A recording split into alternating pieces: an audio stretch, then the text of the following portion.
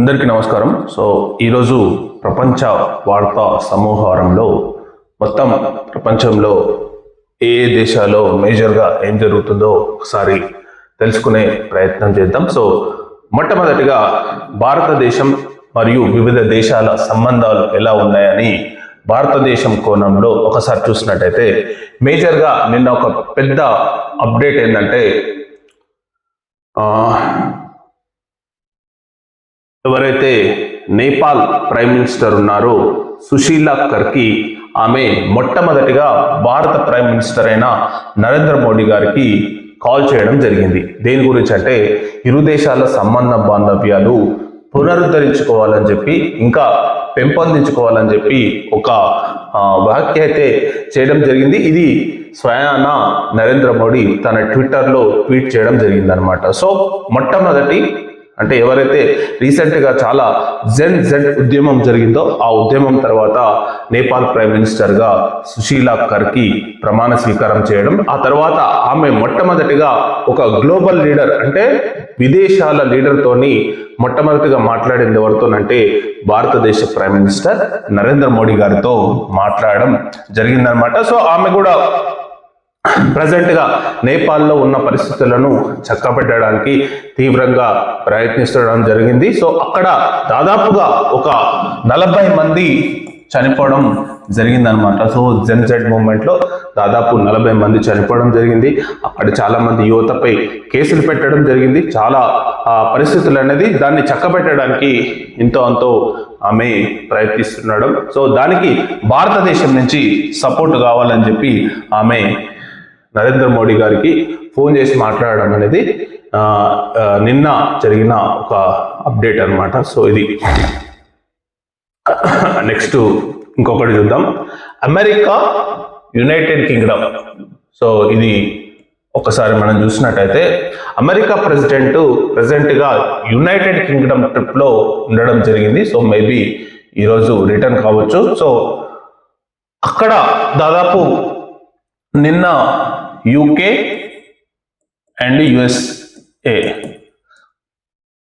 ఒక 5 అంశాలపై వాళ్ళు ఎంఓయు అంటే ఒప్పందం కుదుర్చుకోవడం జరిగింది. ముఖ్యంగా సైన్స్ అండ్ టెక్నాలజీ ఒకటి, మరియు టెక్ ఒకటి, సో మరియు సెక్యూరిటీ ఒకటి, మళ్ళా సైబర్ సెక్యూరిటీ ఒకటి. సో ఒక వివిధ 5 అంశాలపై వీళ్ళిద్దరూ so United States, United Kingdom 2 దేశాలు మద్దతు అంటే ఒప్పందం కుదుర్చుకోవడం జరిగింది. సో దాదాపు 150 బిలియన్ అమెరికన్ కంపెనీలు యూకేలో పెట్టుబడి పెడుతున్నట్టు చెప్పడం జరిగింది. సో ఇక్కడ ఆశ్చర్యకరంగా నివిడా సిఇఓ కూడా హాజరు కావడం, సో చాలా మంది సిఇఓలు హాజరు కావడం జరిగింది. సో ఇక్కడ చార్లెస్ కిర్క్ హత్యపై కూడా అతను కొన్ని వ్యాఖ్యలు అయితే చేయడం జరిగింది. సో ఇది ప్రెసెంట్గా యునైటెడ్ స్టేట్స్, యునైటెడ్ కింగ్డమ్.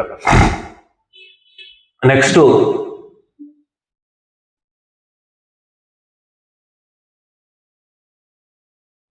వచ్చేసరికి ఫ్రాన్స్ ఇక్కడే ఉంది.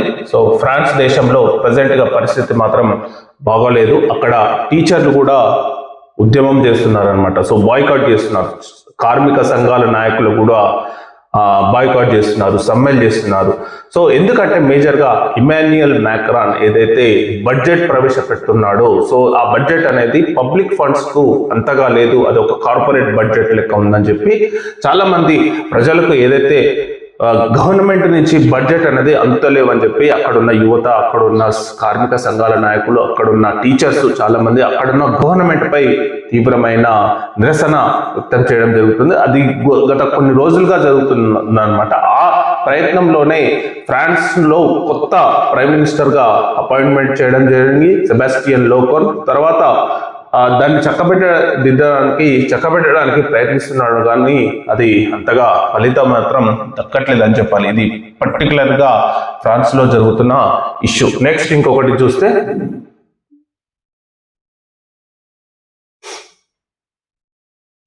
ఇండియా దగ్గరికి వస్తే, ఇండియా అంటే నైబరింగ్ కంట్రీస్ వస్తే ఇక్కడ మనం సౌదీ అరేబియాని చూడొచ్చు.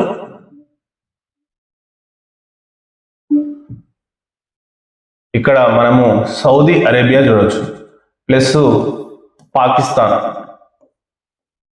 Yes, Saudi Arabia and Pakistan.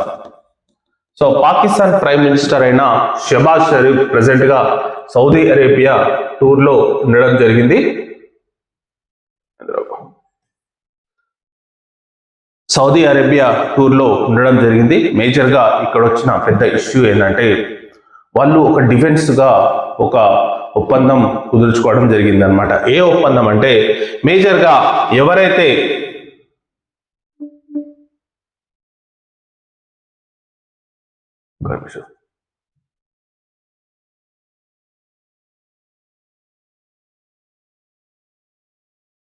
So ఒక ఒప్పందం అయితే కుదుర్చుకోవడం జరిగింది. ఏం ఒప్పందం అంటే ఏ దేశమైనా అంటే సౌదీ అరేబియా పైన ఏదైనా కంట్రీ అటాక్ చేస్తే పాకిస్తాన్ ఇన్వాల్వ్ అవుతుంది. దీని తరపున సౌదీ అరేబియా తరపున. సో పాకిస్తాన్ పై ఎవరైనా అటాక్ చేస్తే సౌదీ అరేబియా ఇన్వాల్వ్ అవుతుందని చెప్పి ఒక డిఫెన్స్ లో ఒక స్ట్రాంగెస్ట్ ఒప్పందం ఈ రెండు దేశాల మధ్య కుదుర్చుకోవడం జరిగింది. సో అల్టిమేట్ గా ఇక్కడ మనకు ఒక క్వశ్చన్ వస్తుంది. ఎందుకంటే సపోజ్ పాకిస్తాన్కు ఇండియాకు సంబంధ బాంధవ్యాలు అనేది కొన్ని సంవత్సరాల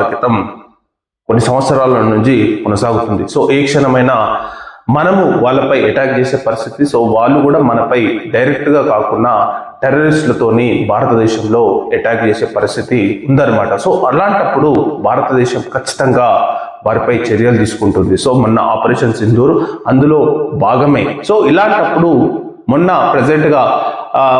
ఆపరేషన్ సింధూర్ అయినప్పుడు ఏ దేశం కూడా పాకిస్తాన్ తరఫున ఇన్వాల్వ్ కాలేదు. కానీ ఒకటేంటంటే తుర్కియా మాత్రం తమ దేశం నుంచి తయారయ్యే డ్రోన్స్ మాత్రం పూర్తిగా పాకిస్తాన్ కు ఇవ్వడం జరిగిందనమాట. సో ఆ డ్రోన్స్ ని ఏదైతే తుర్కియా దేశంలో తయారైన డ్రోన్స్ ను పాకిస్తాన్ మన దేశంపై కొన్ని రాష్ట్రాల అంటే పర్టికులర్గా జమ్మూ కాశ్మీర్ లోని ఎయిర్పోర్ట్ పై ప్రయోగించడం జరిగింది. కానీ భారతదేశం తన స్వయంగా ఏదైతే తయారు చేసుకున్న డ్రోన్స్ కానీ సో ఒప్పందాల వచ్చిన డ్రోన్స్ కానీ ప్రయోగించింది. కానీ ఇక్కడ ఏ దేశం వాళ్ళకు మద్దతు కానీ మనకు మద్దతు కానీ ఇన్వాల్వ్ కాలేదు. కానీ ఇక్కడ నుంచి ఏదైనా పాకిస్తాన్ పై యుద్ధం చేస్తే లేకపోతే పాకిస్తాన్ పై ఎవరైనా అటాక్ చేస్తే సో ఖచ్చితంగా సౌదీ అరేబియా ఇన్వాల్వ్ అవుతుందని చెప్పి ఇది ఒక ఒప్పందం అనమాట. సో ఈ ఒప్పందం అనేది ప్రజెంట్ గా భారతదేశం చాలా కీన్ గా ప్రయత్నిస్తుంది. ఎందుకంటే సౌదీ అరేబియా భారతదేశం మంచి సంబంధాలు ఉన్నాయి.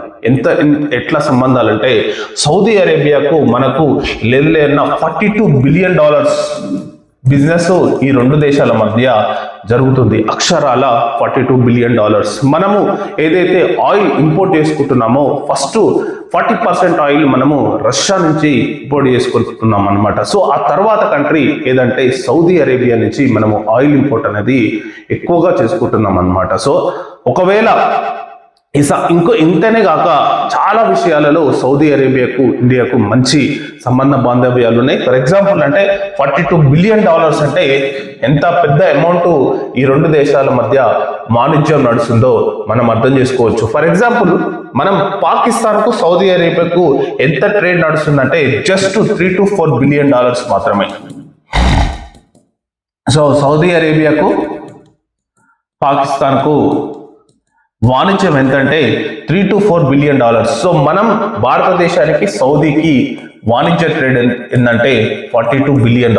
సో మనము ఎంత ప్రాధాన్యత ఉన్న దేశమో సౌదీ అరేబియాకు మనము అర్థం చేసుకోవచ్చు ఈ బిజినెస్ ఈ ట్రేడ్ డీల్స్ చూస్తే. సో మనము ఒకవేళ పాకిస్తాన్ పై అటాక్ చేసినా లేకపోతే మనం ఏమైనా ఆపరేషన్ సింధూర్ అనేది కంటిన్యూగా జరుగుతుంది. సో ఏ క్షణమైనా ఏ విషయంలోనైనా కొన్ని చర్యలు మాత్రం భారతదేశం ఖచ్చితంగా తీసుకుంటుంది. సో మన దేశంపై ఏదైనా టెర్రరిస్టులను ప్రయోగిస్తే మాత్రం పాకిస్తాన్ పై ఖచ్చితంగా అటాక్ చేస్తామని చెప్పి మన డిఫెన్స్ మినిస్టర్ రాజ్నాథ్ సింగ్ మన దేశ ప్రైమ్ మినిస్టర్ ఎప్పుడు చెప్తూనే ఉన్నారు. సో అది కంటిన్యూ జరుగుతూనే ఉంది. సో ఈ విషయంలో మరొక దేశం ఇన్వాల్వ్ కావద్దని చెప్పి భారతదేశం ఎప్పటి నుంచో కోరుకుంటున్నది. సో అదే సూత్రాన్ని ఫాలో అవుతారా లేకపోతే ఏమన్నా వేరే విధంగా చూసుకుంటారా అనేది ఈ దాన్ని బట్టి తెలుస్తుంది అనమాట. సో ఇది మేజర్గా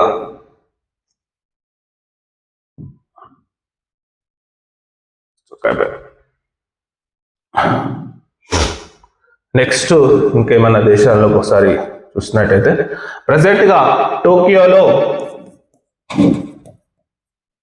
వరల్డ్ అథ్లెటిక్ ఛాంపియన్షిప్ పోటీలు జరుగుతున్నాయి. సో ప్రజెంట్ గా జపాన్ దేశంలోని టోక్యో రాజధానిలో వరల్డ్ అథ్లెటిక్ ఛాంపియన్షిప్ పోటీలు జరుగుతున్నాయి అన్నమాట. ఈ జరుగుతున్న పోటీలో భారతదేశం ఇంతవరకు కూడా ఖాతా తెరవలేకపోయింది. సో ఇక్కడ నిన్న నీరజ్ చోప్రా ఏదైనా మెడల్ సాధిస్తాడని చెప్పి చాలా మంది ఆశలు పెట్టుకున్నారు. సో మేము కూడా చాలా ఎదురుగా చూసాం, కానీ దురదృష్టవశాత్తు అతనికి పెయిన్ వచ్చి, అంటే గత 2 వారాల నుంచి అతను పెయిన్తో ఇబ్బంది పడుతున్నాడు. సో అతను పెయిన్ వల్ల అతను దాన్ని రీచ్ కాలేకపోయింది అనమాట. కానీ ఇక్కడ ఏంటంటే సచిన్ యాదవ్ అనే సరికొత్త యువకుడు 4వ ప్లేస్ లో రావడం జరిగింది. అంటే ఇప్పుడు నీరజ్ చోప్రా 8th ప్లేస్ లో వస్తే సచిన్ యాదవ్ 4th ప్లేస్ లో రావడం జరిగింది. సో అతని కంటే, అంటే నీరజ్ చోప్రా కంటే మంచి ప్రతిభను, మంచి ఆటను ఈ సచిన్ యాదవ్ చూపెట్టడం జరిగింది. ఇది ఒక్కటే భారతదేశానికి కొంచెం సంతోషాన్ని కలిగించే వార్త. సో మిగతా స్పోర్ట్స్ ఈవెంట్లో చూస్తే భారతదేశ పరిస్థితి మాత్రం చాలా అగమ్య గోచరంగా, ఆందోళనకరంగా ఉందని చెప్పాలి. ఈ మధ్య కాలంలో ప్రతి రాష్ట్రం స్పోర్ట్స్ పాలసీ అని, స్పోర్ట్స్ బడ్జెట్ ఇంక్రీజ్ చేస్తున్నామని చెప్పి ఎంతో కొంత ప్రయత్నం చేయడం జరుగుతుంది, కానీ దాని అంచనాలు మాత్రం ఇంకా మనం చాలా రీచ్ కావాల్సిన అవసరం ఉంది. సో ఇప్పటి వరకు వరల్డ్ అథ్లెటిక్ ఛాంపియన్షిప్ ఒక బిగ్ ఈవెంట్, అంటే ఒలింపిక్స్ తర్వాత అంతటి ప్రభావవంతమైన ఒక ఈవెంట్ అనమాట. సో ఇంత పెద్ద ఈవెంట్లో భారతదేశం ఇంతవరకు కూడా ఒక్క పథకం కూడా ఇంతవరకు గెలవలేదన్నమాట. సో ఇది చాలా ఆందోళనకరం.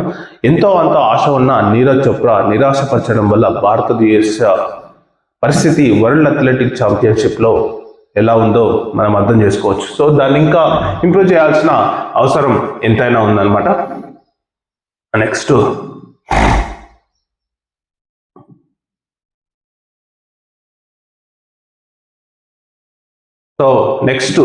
రష్యా వైలేషన్ టు నాటో అని చెప్పి ఒక వార్త అయితే రావడం జరిగింది. అంటే ఇప్పుడు రష్యా యూరప్ లో ఒక దేశం అనుకుంటే, నాటో అనేది ఒక 32 దేశాల కూటమి. సో నాటో అనేది 32 దేశాల కూటమి. నాటో అనేది ఒక కంట్రీ కాదు, కానీ ఒక కూటమి అంటారు, ఒక సైనిక కూటమి. NATO, North Atlantic Treaty Organization. So ఈ 32 దేశాల ఎవరైతే అటాక్ చేస్తారో, సో 32 దేశాలపై ఏ దేశమైనా అటాక్ చేస్తే ఈ 32 దేశాలు కలిపి ఆ దేశాన్ని అటాక్ చేస్తాయి అనమాట. ఇది ఒక సైనిక ఒప్పందం. సో ఇది ప్రజెంట్ గా రష్యా ఈ నాటో కంట్రీస్ అయిన పోలాండ్ మరియు రొమేనియాపై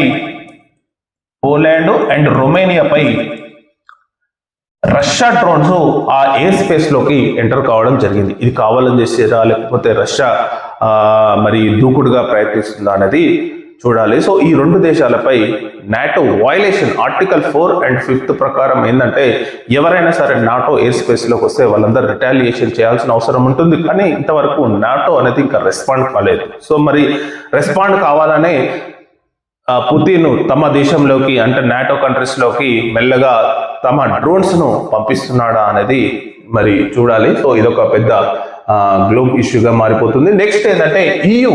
సో యూరోపియన్ యూనియన్ కంట్రీస్ మరియు భారతదేశంతో ట్రేడ్ లో చాలా అందిపుచ్చుకోవాలని చెప్పి, భారతదేశంతో టెక్ దాన్ని అభివృద్ధి చేసుకోవాలని చెప్పి యూరోపియన్ యూనియన్ చైర్మన్ చెప్పడం జరిగింది. సో యూరోపియన్ యూనియన్ అంటే యూరప్ కంట్రీస్ చాలా ఉంటాయి. సో ఆ యూరప్ కంట్రీస్ భారతదేశంతో సంబంధ బాంధవ్యాలు పెంచుకోవాలని చెప్పి ఒక మాట అనడం జరిగింది. ఇక్కడ లాజికల్ గా ఒకసారి చూసినట్టయితే, ఏదైతే అమెరికా భారత్పై 50% టారిఫ్ వేసిందో, ఆ టారిఫ్ వల్ల భారతదేశ బిజినెస్ మ్యాన్స్ కానీ భారతదేశం కొంచెం సరికొత్త మార్గాలను అన్వేషిస్తుంది అనమాట. సో ఆ మార్గాలను, సరికొత్త బిజినెస్ ను యూరోపియన్ యూనియన్ అందిపుచ్చుకోవాలని చెప్పి ఆమె, యూరోపియన్ యూనియన్ చైర్మన్ అయిన ఆమె భారతదేశానికి రిక్వెస్ట్ చేయడం జరిగింది. సో ఆ దేశాలకు ఏం చెప్పిందంటే, భారతదేశంతో టెక్నాలజీ మిగతాయి పెంపొందించుకోవాలని చెప్పి ఆమె ఒక మాట అయితే అనడం జరిగింది అనమాట. సో ఇది నిజంగా